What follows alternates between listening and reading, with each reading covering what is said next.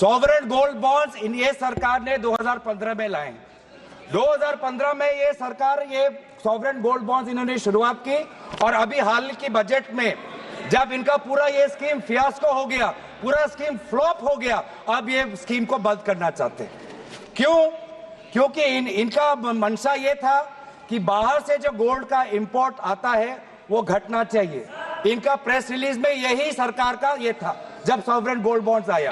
अब मैं जानना चाहता हूं आदरणीय वित्त मंत्री से कि sovereign gold imports since 2016 is it gone up or has it gone down? Which one of your objectives of the sovereign gold bond scheme have you achieved? We want to know.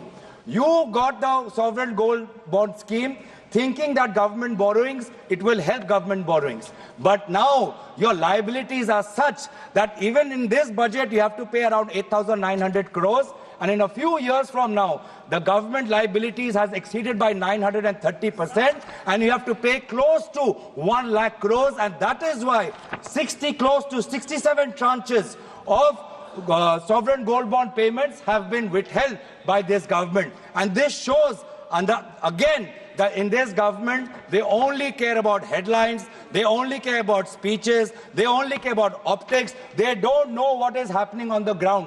They don't know what is happening on the ground. अब बात आती है GST की। GST बोल सकते हैं ना sir? अभी वित्त मंत्री ने दोबारा कहा कि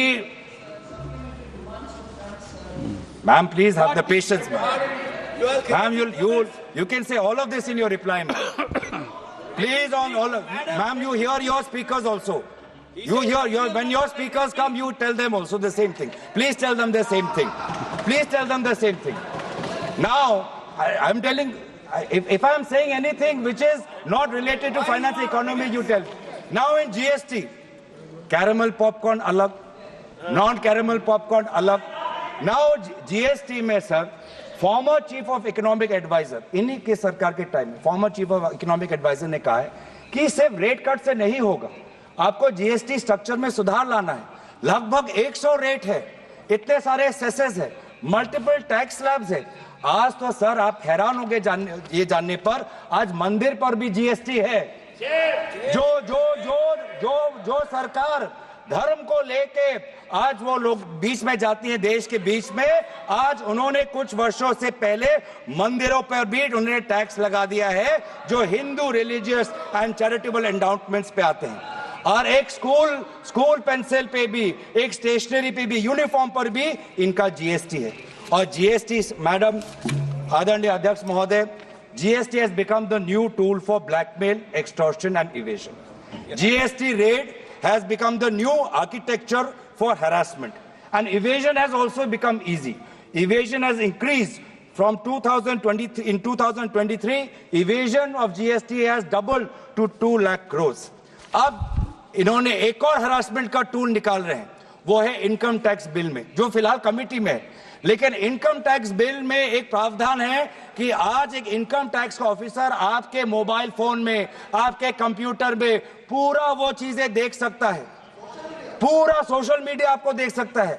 इतना ताकत जो हमारे सरकार के इंफॉर्मेशन टेक्नोलॉजी एक्ट 2000 में नहीं है, इतना ताकत जो डिजिटल प्रोटेक्शन एक्ट 2023 में नहीं है, उतना ताकत आज ये इनकम टैक्स ऑफिसर्स को देना चाहते हैं। और इनका क्या मंशा है हमको सब पता है। Income tax is just the way they are using it is harassing people, harassing shopkeepers, harassing small traders, harassing small businessman. And आज यही आज लोगों के बीच में चिंता है।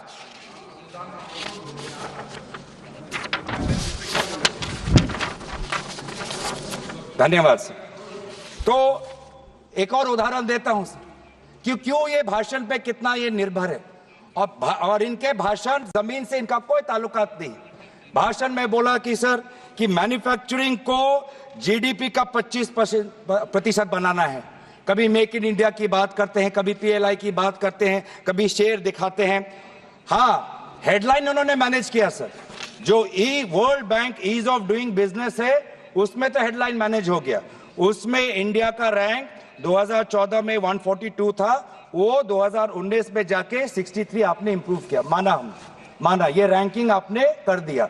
लेकिन मैन्युफैक्चरिंग का वास्तविक स्थिति क्या है कि there has been a drop in the value added manufacturing in GDP. In 2010, manufacturing was 17% of the GDP. Today, it has dropped to 12.9%.